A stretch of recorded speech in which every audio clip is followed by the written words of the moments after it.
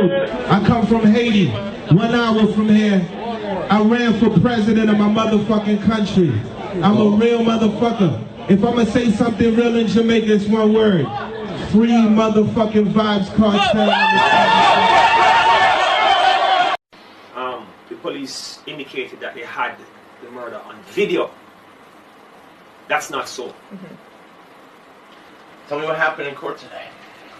Well, actually, yesterday, the Crown completed their application to have the statements of two main witnesses read into evidence by way of the Evidence Act, which means essentially that because the witnesses weren't coming, they wanted to read the statement into evidence without the witness actually being there.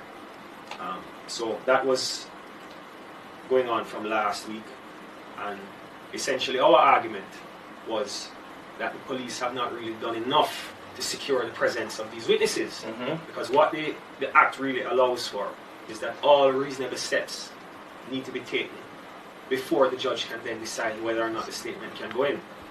There were some circumstances where it was clear that the police really didn't look for these witnesses. There are persons who are affiliated with the witnesses, their family members, place of address, and the police didn't check.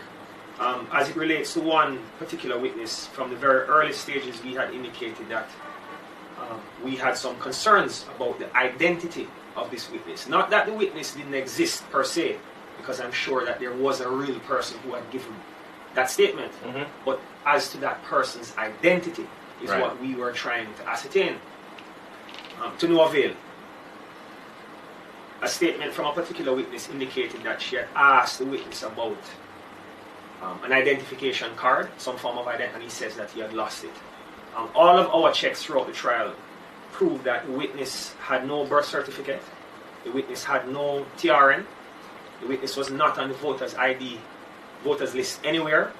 The three schools that he indicated he attended, there is no record of that witness. There's no record of that person born on that day to those particular parents, which is really what the test would be.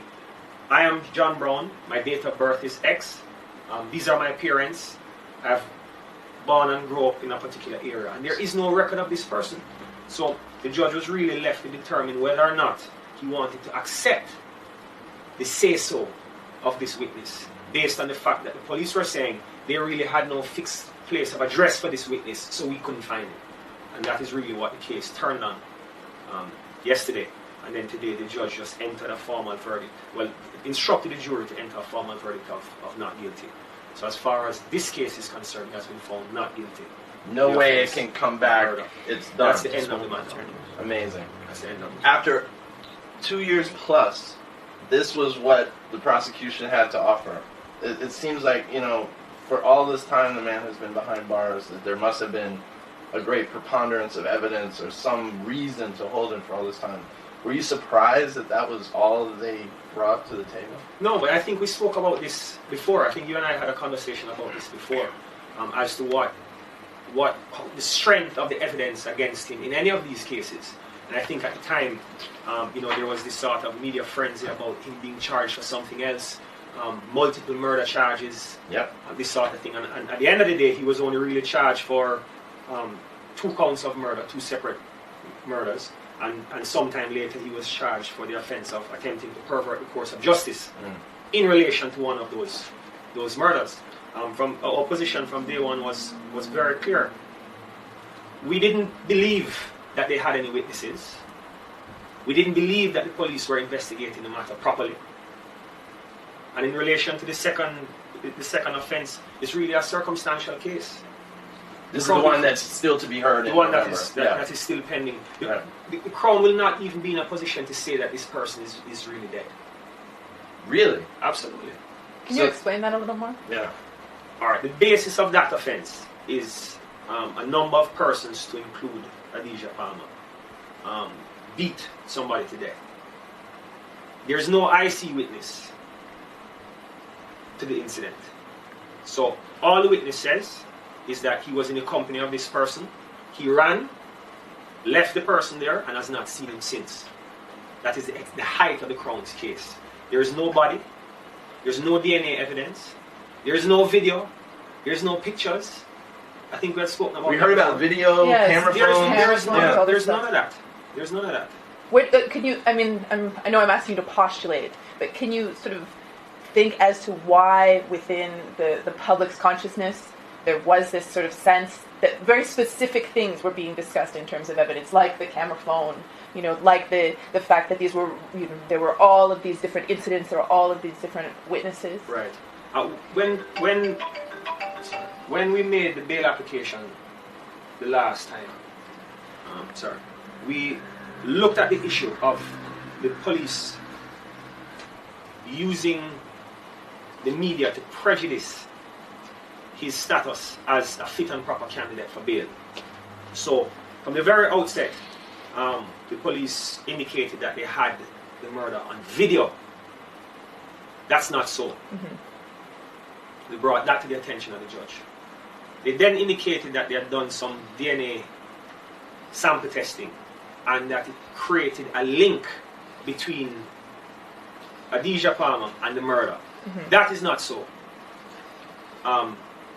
They then came and said that they had, I believe, some text messages, some sort of admission on his behalf via text messages. That is not so. And every time we went to court to make an application for bail for him, we heard about something new that they had that was going to be used to strengthen the Crown's case. And none of it has turned out to be true. We brought that to the attention of the judge. And they said, well, he has another murder case. So here it is. He's left with only one. Mm-hmm. None of what the prosecution has said is true.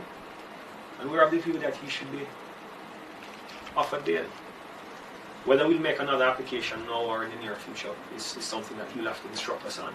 But it's definitely an option at this stage. Can you comment a little bit on the fact that, you know, Vybz Kartel as an entertainer is not the only entertainer who has been jailed for long periods of time before any trial or before any bail hearing?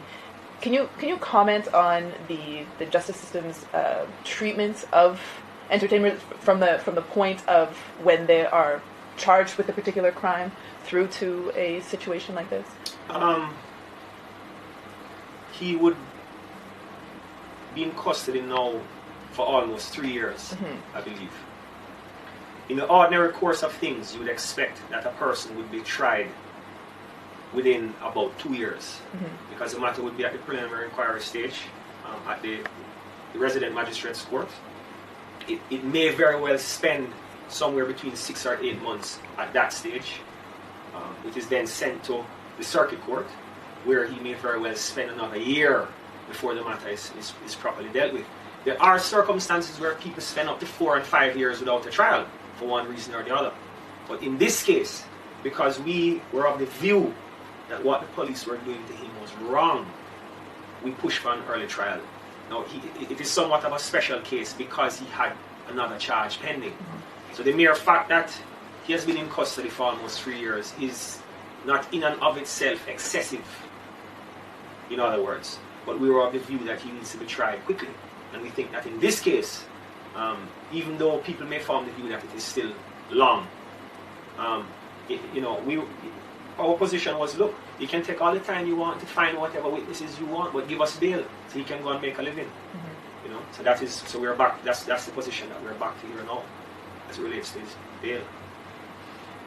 Do you feel like there's something more than just a shoddy investigation going on here? That there's maybe a vendetta at work or something? I mean, Kartel had a very well-known disagreement with a former police officer and promoter shortly before he was I have arrested. heard that before. Yeah. I think that because of really how the cases have been progressing, I think that you could definitely draw that conclusion.